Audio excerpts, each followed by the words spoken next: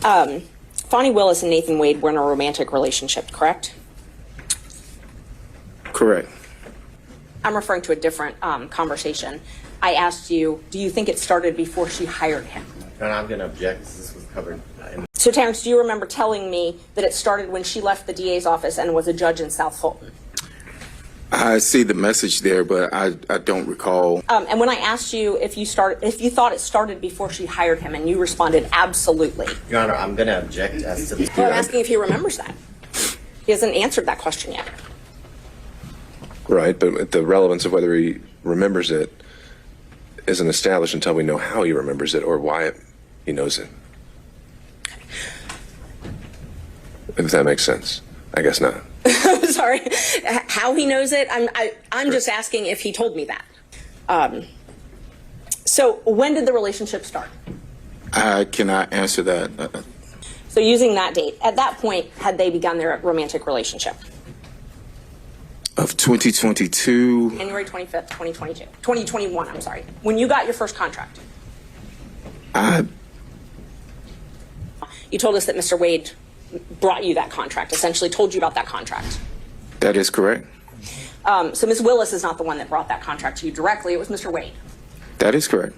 At that point in time, they were already engaged in a relationship, though, correct? I'm going to object, Your Honor. I can't say that. Characterization of what Mr. Bradley just said. I recall the question, and I can't tell you accurately whether or not they were in a relationship at the time. You asked me about him bringing me a contract. I said he did bring me a contract, and that is accurate. Do you remember telling me that not many people knew where they met? When you told me that it started when she left the DA's office and was a judge in South Fulton, where did you gain that knowledge from? Well, I'm going to object because his testimony a few minutes ago is that he did not recall making that statement. All right, I'll overrule that. Mr. Bradley, answer the question if you can. Repeat the question.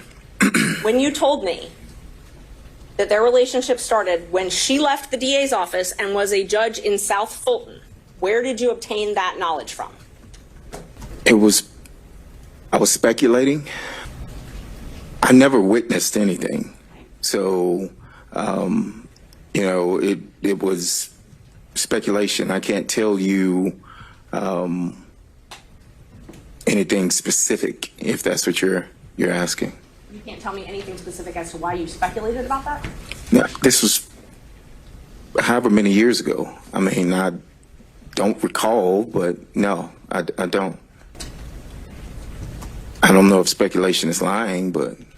Thank you, Judge. And Judge, these speaking objections are clearly coaching the witness because he's regurgitating. Your Honor, I object and take offense to that comment. I'm objecting based on the law, and I'm making a record for the court. So I take offense to that comment. It's not the case. And Judge, I just want for the record, because sometimes the record doesn't reflect where people are looking, and that when I ask a question, Mr. Bradley is looking at Mr. Wade and his lawyer to wait for them to object, and they're clearly interacting somehow in the court. So I just want the record to reflect that because it wouldn't otherwise. It's there now. You can look wherever you want. Yeah, and I'd never looked at Mr. Wade or his attorneys. That sounds true. All right. Said the word absolutely. On your own, you said it started when she left the DA's office and was judge in South Fulton. No, they met at... Object. Yeah.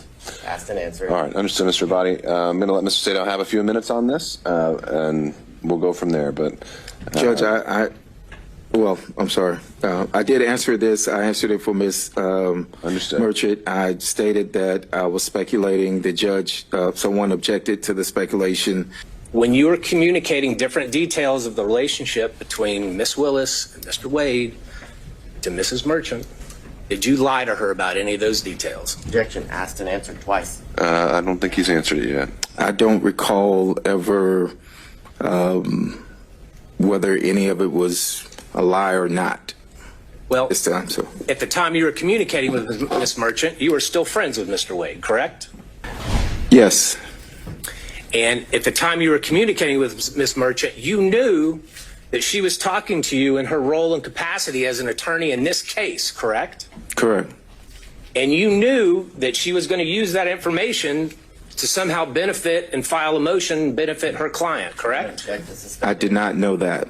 Apparently had mentioned to her that there was a relationship that started between Willis and Wade before she hired him to be the lead prosecutor in this case. Attorneys for the defense tried to press him and corner him, and he appeared to have a difficult time answering pretty rudimentary questions. You could tell in those questions as he was trying to push back and evade giving answers eventually. To the point, go ahead. Yeah, he just seemed to have amnesia. He had what appeared to be pretty detailed conversations with Miss Merchant, which she remembered in great detail. And, you know, some of them were salacious. And he doesn't remember anything. He didn't remember any dates. And, of course, the key to this was trying to find out when Fonnie Willis and Mr. Wade first got together, whether it was before she hired him or not. And he didn't recall anything. And it really strains credulity here. And one of the attorneys, I think, made the right point, which was, look, you said these things and you did these things and had a lot of these conversations, but you just don't want to swear to it in court. And if you're just listening to this for the last 2 hours, I think that's what it appears to be.